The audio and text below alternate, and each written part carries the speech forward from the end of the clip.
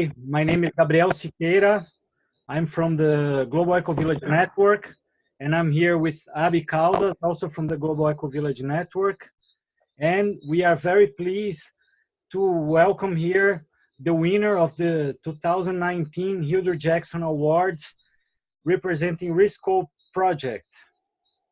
Please be welcome. Yay. Oh, thank you. Congratulations, Magovi. Congratulations to your team. We know there's a lot of hard work going on the ground, so we're happy to share this award with you. Thank you very much. We are so excited, and yeah, there's lots of happiness and gratitude from all the ReScope team. So my name's Mugove Walter Nyika. I'm working with the Regional Schools and Colleges Permaculture Program, ReScope in short. We have been since the mid-1990s working with the school communities, both teachers, parents, and children, to help them to green their school grounds, their environments, and as well as demonstrating agroecology in the school grounds so that the parents, most of whom are smallholder farmers, can learn from what they will be doing at the school, and then they can gain the confidence to have the same practices at their own homes. So it has been an exciting journey seeing the transformation of the schools from bare grounds, sometimes green deserts, to food forests, which improve access to nutritious food for the children, and also the parents learning about environmentally friendly farming methods and taking care of the land. Yeah, so it has been a work that has spread throughout the region. We started this in Zimbabwe in 1994, and now we are in 5 countries in Eastern and Southern Africa. The countries are Malawi, Kenya, Uganda, Zambia, and Zimbabwe. So that's what we have been doing as the ReScope program. Great, that sounds amazing. A lot of hard work, and collaboration is really important within Gen 2. So you're very connected in the network. Great.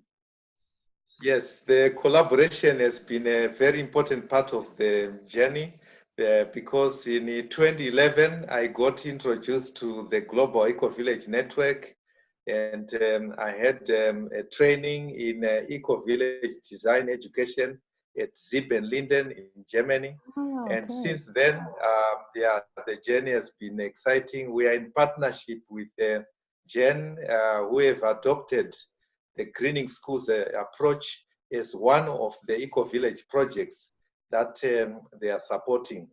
And in Zambia, we have been partnering since 2015.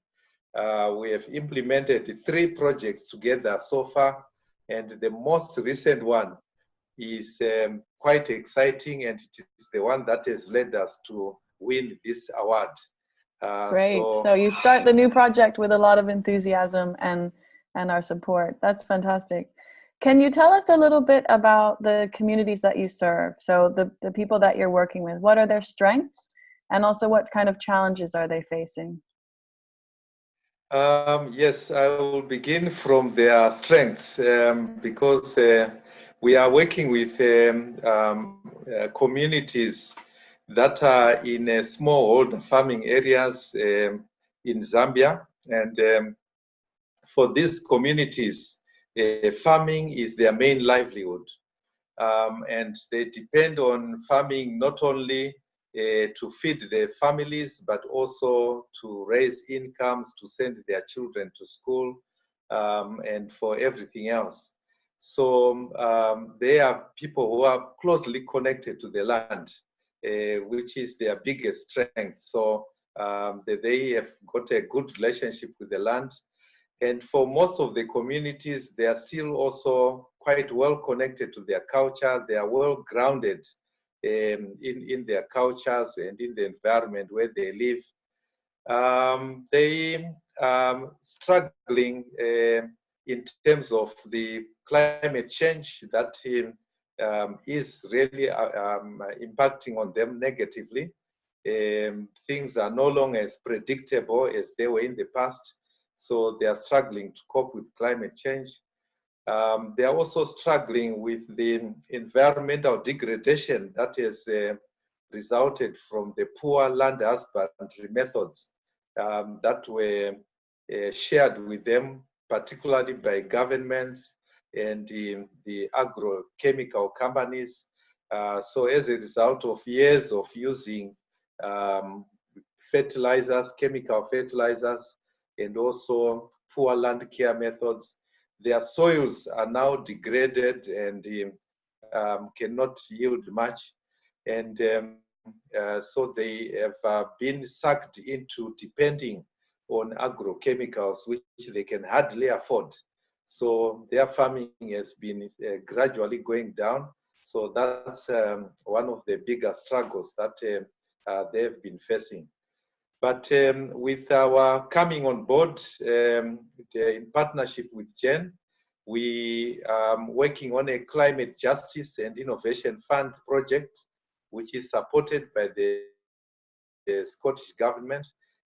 We have brought a lot of hope to these communities. So all in all, we are working with 10 communities, and all of them are smallholder farmers. So the two projects that we are doing, the main aims are to fight poverty, which is a big challenge for these communities, and also to fight climate change, which, as I said, is having a big negative impact on them.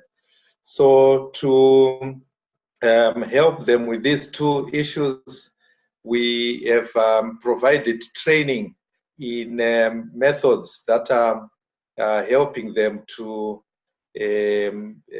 produce more harvests, more yields in spite of the climate change. So growing drought-resistant crops, for example, such as the cowpeas and the cassava, which are traditional crops here, and also using methods that help them to conserve water.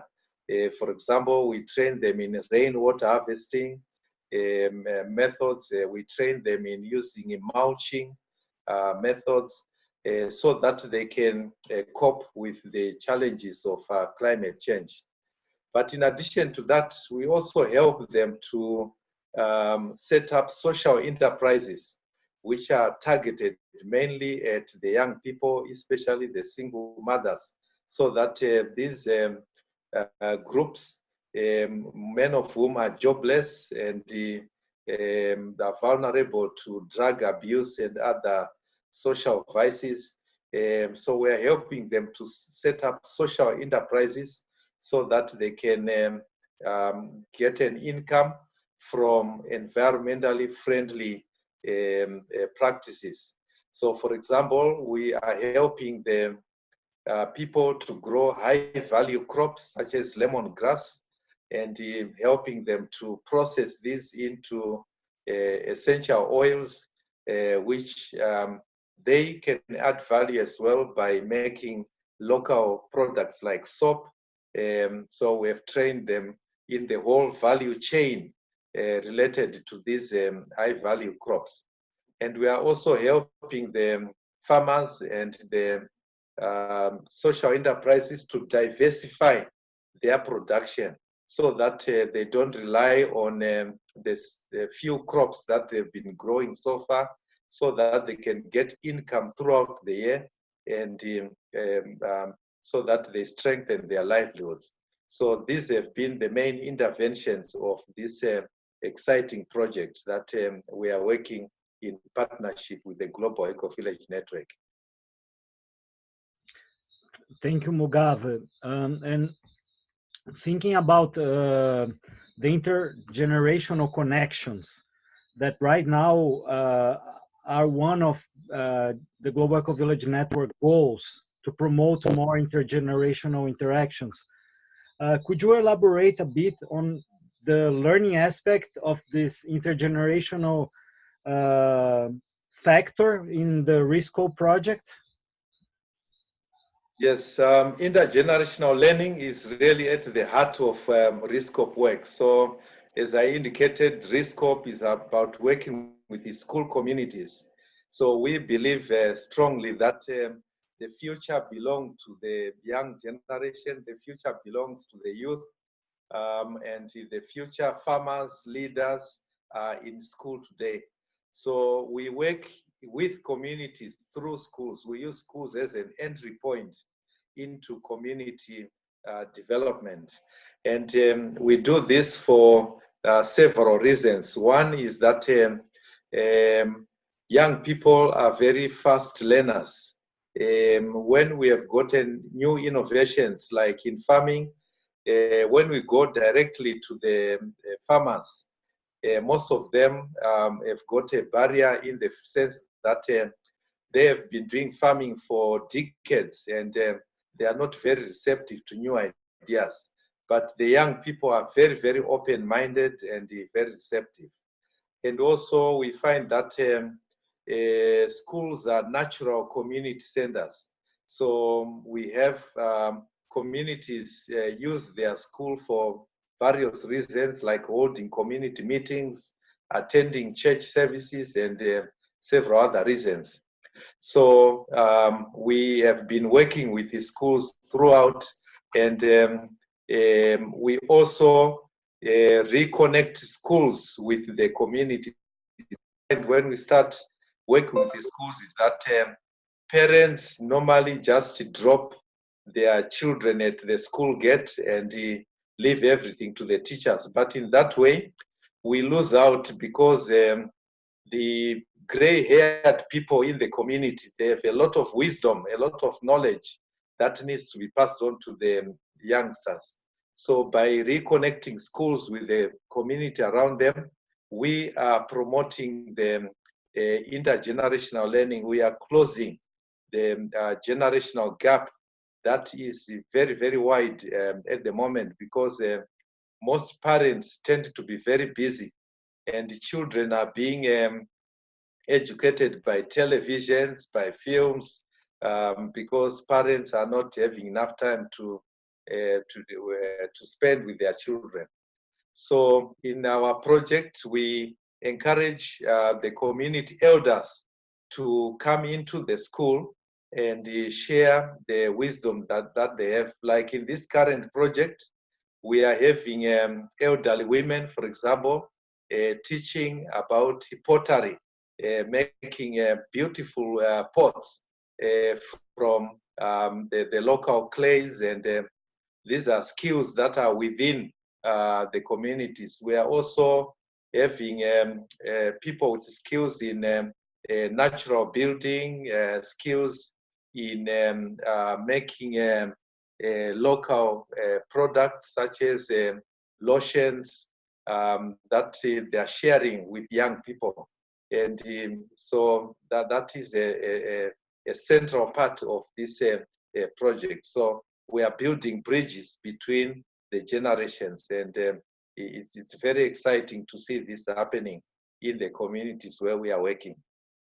Yeah, that is very exciting to see, and it's very important. And I think a lot of eco-villages will be inspired by that and try to replicate that connection. So just briefly, we have got two more questions for you. And you've sort of touched on it already, but just a bit of background on why you applied for this particular award and what makes the project unique. So you're working with many communities on the ground and you're connecting generations. We had almost 40 applications and yours stood out to us. So in your own words, what do you think makes ReScope very special and unique? Thank you very much.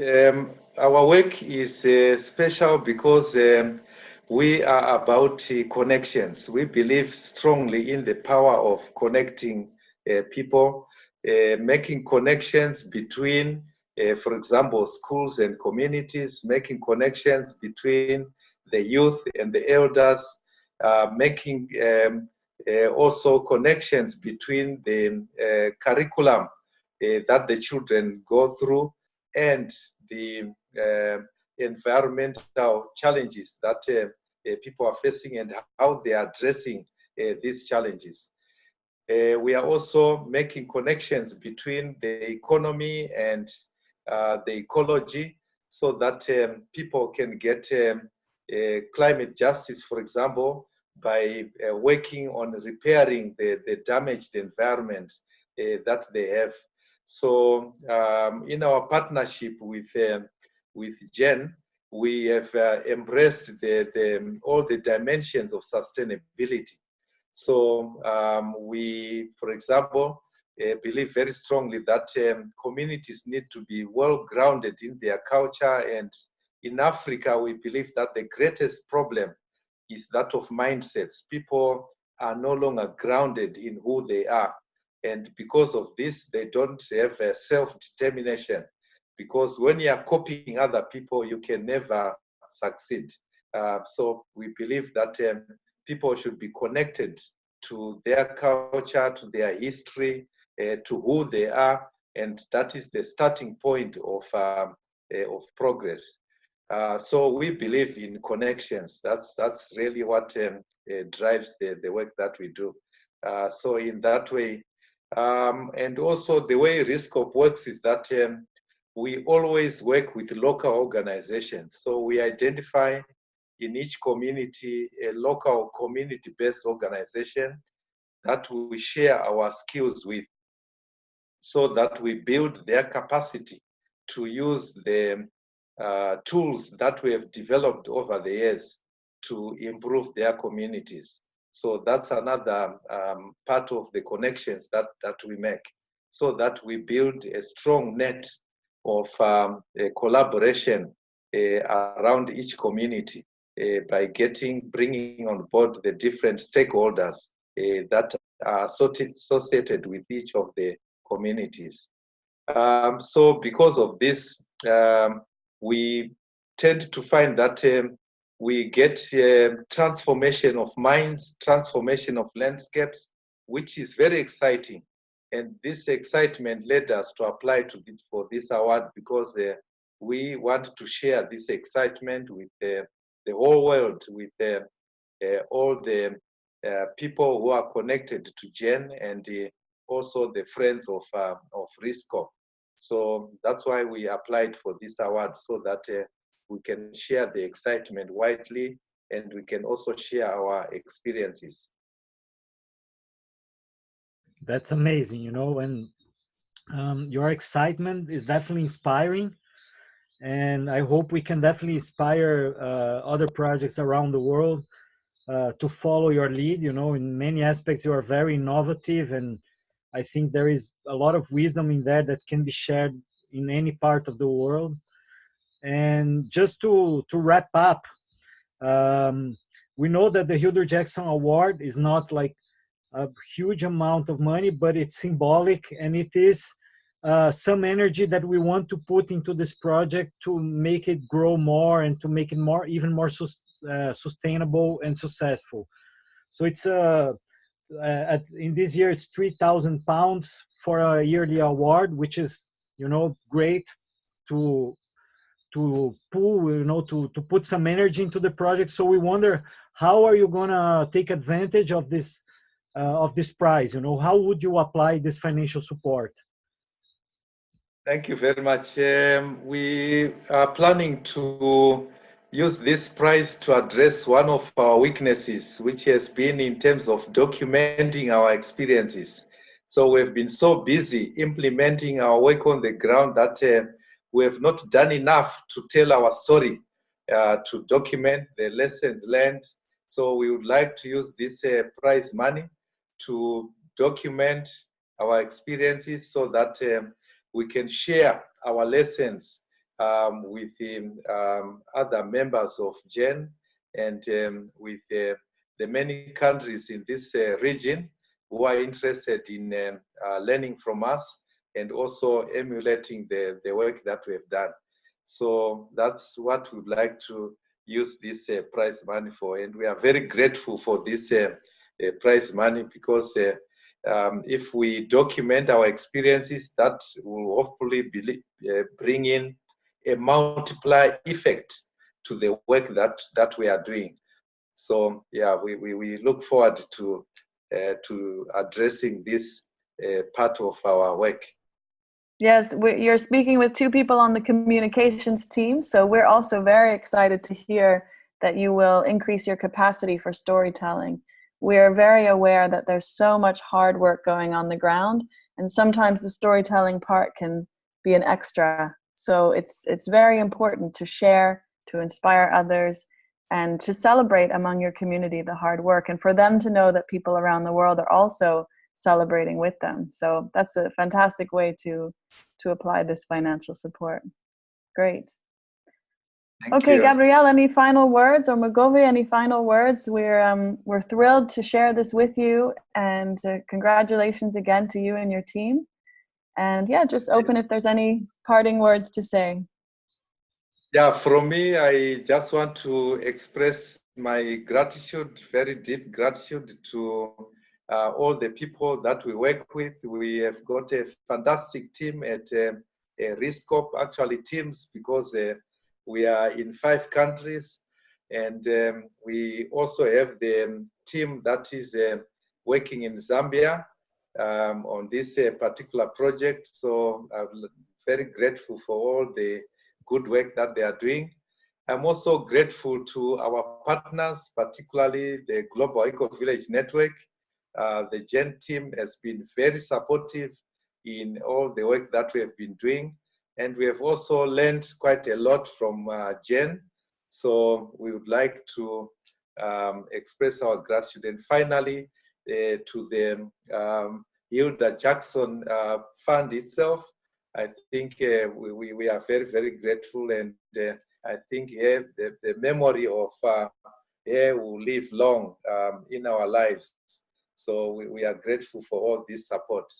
And thanks to you too for this interview, and for your support also during the application process. So thank you. Thank you. Thank you so much, Mugovi. We are very happy to be here with you. And before you wrap up, I just would like to ask you to tell us how you managed to connect now, because when we started talking, we were not recording. So if you could tell us again how you managed to be online now doing this interview, because I think it also gives some even more strength to all the storytelling that we were talking about now. Yes, as a point of reference for the viewers, it's 9 o'clock at night in Zambia. So go ahead, Mugovi. Yes, it's 9 o'clock at night, and we have no power. The drought affected us seriously. So most of our power is hydroelectricity, and the dams are drying up because of the drought. So we have load shedding. That is, the power is cut off for 8 to 10 hours every day. So as I'm speaking now, we have no power. So I had to charge my laptop, my computer in the morning, and so that I would save the battery for use during this interview. And I had to charge my solar lamp so that you can be able to see me as I speak to you now. So it's a challenge. So my wife is holding the lamp, and yeah, so it has been a challenge to make this happen, but yeah, it's part of life. And yes, thank you to your wife as well for supporting this. She's holding the lamp. Thank you to your wife, and thank you for the solar energy and for your time and your foreplanning. It's been great. Yeah, we really appreciate it. And it's an amazing opportunity for us to be here with you. You know, it's an honor to be with you in such a powerful project, and I hope we can continually support it. Congratulations. Thank you very much. Congratulations. Yeah. Congratulations. Thank you. Great. Okay. All right, and celebrate. All right. Thank you. Don't leave the ReScope project. Yeah. All right. Bravo. Bravo.